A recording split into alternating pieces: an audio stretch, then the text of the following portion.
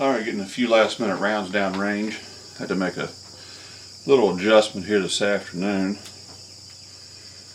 Coming into the West Virginia bow season opener and shooting a little different bow here this year. This is a Prime Rev X4. I've never shot Prime before. I've never really been brand or breed specific in my bow hunting career. Shot them all: Matthews, Hoyt, Bowtech, Elite, Bear, Oneida, Prime now for this year. And as with most bows out there, you get a little bit of string stretch, and I got just about 100 rounds down range with this one here. So I made just a little bit of adjustment to the peep. Still, I don't think it's quite enough, but it'll do for now. So anyways, just getting a few last minute rounds down range here right now. We're going to get our scent free shower and get loaded up. I got two different bucks, two different shooters at this particular stand I'm going to.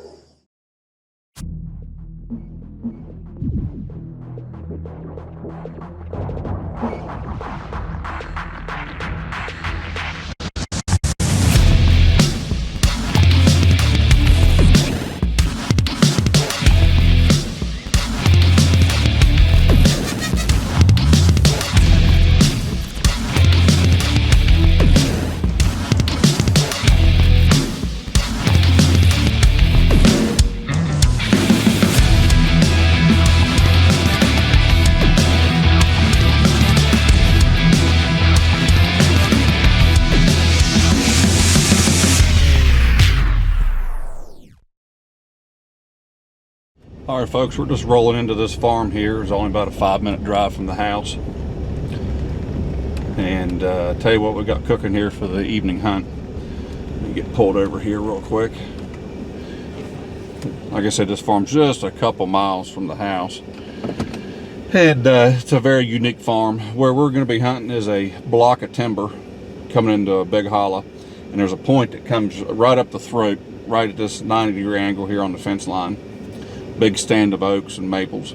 Anyways, directly behind me, I'll be actually on the ridge. Directly behind me, about 200 yards down in the opposite hollow, is one of my food plots that I put in every year. It's just a poor man's plot. Winter wheat, oats, turnips, radishes type stuff. And here's something a little different that I do that a lot of folks don't. And you probably think I'm crazy, but I do not hunt my food plots. They're just left simply for a gathering place, a social event type deal, and a buffet. It's a complete sanctuary for my whitetails. I don't hunt them, I leave it alone. It draws a lot of activity in from other farms, keeps the stress level down.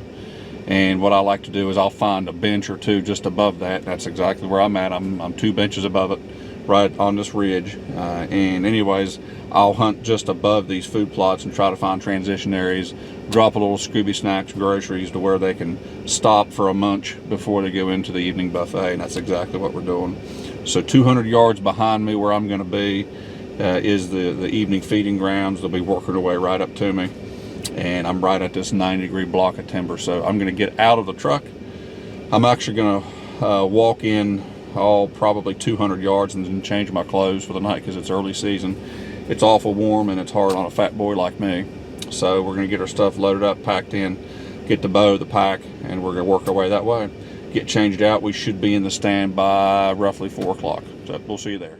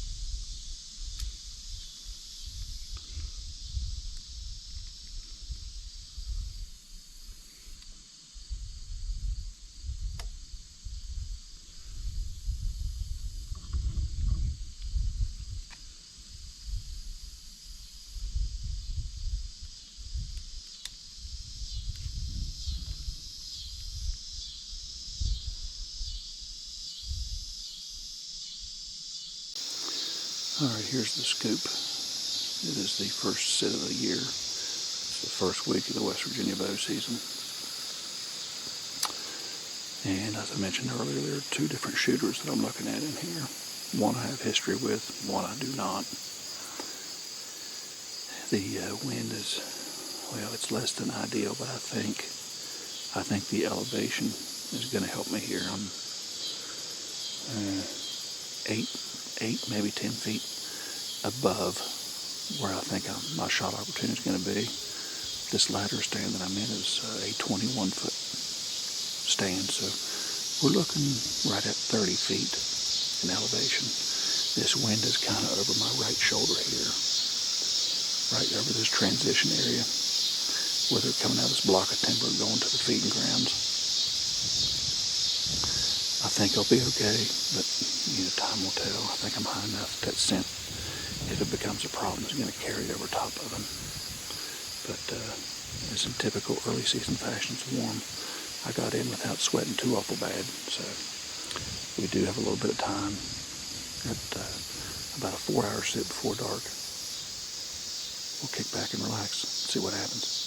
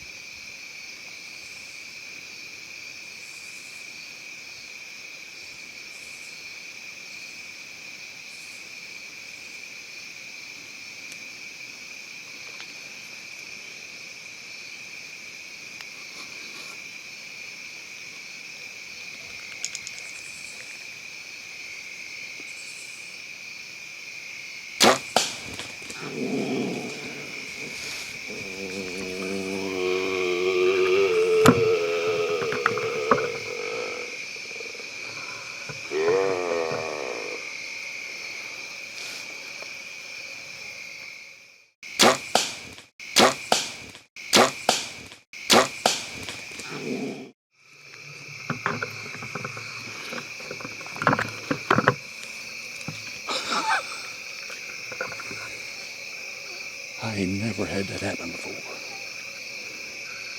Never. I mean, right now, he's down.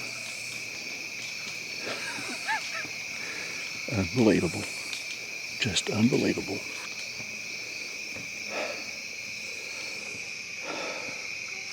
He come in and he circled down below, and I could tell by their body language there was an older deer in the area. They had to start getting real skittish and looking back that way, and all of a sudden, boom, there he was. And he worked over this way along that fence line for a while, and something spooked him. I don't know if it's that other buck or what. And he jumped back out, and it was just, man, that's tough solo filming. Had to pan out just a little bit to be able to make it happen. Unbelievable. Okay. Well, I lied. I said it wasn't going to need any horsepower, but I did. I gotta call at least one person to celebrate with, I guess. Never any fun tracking here by himself. If y'all saw the shot, wasn't much tracking involved.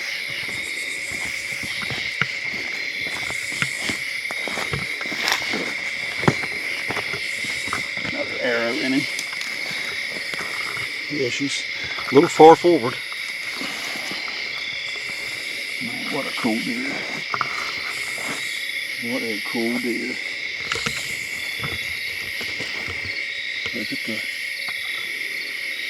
man, them beams are just,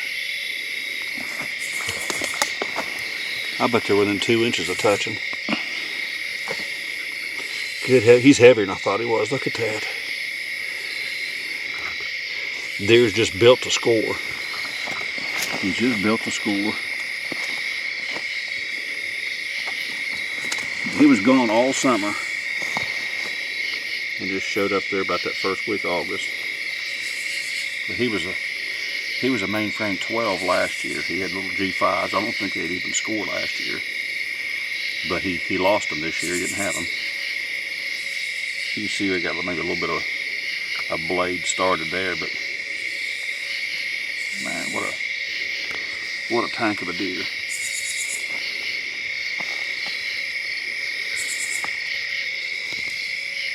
Truthfully, probably the most symmetrical, evenly displaced buck I've ever killed. He's pretty damn straight on both sides. He's just not just. You ever seen anything like that?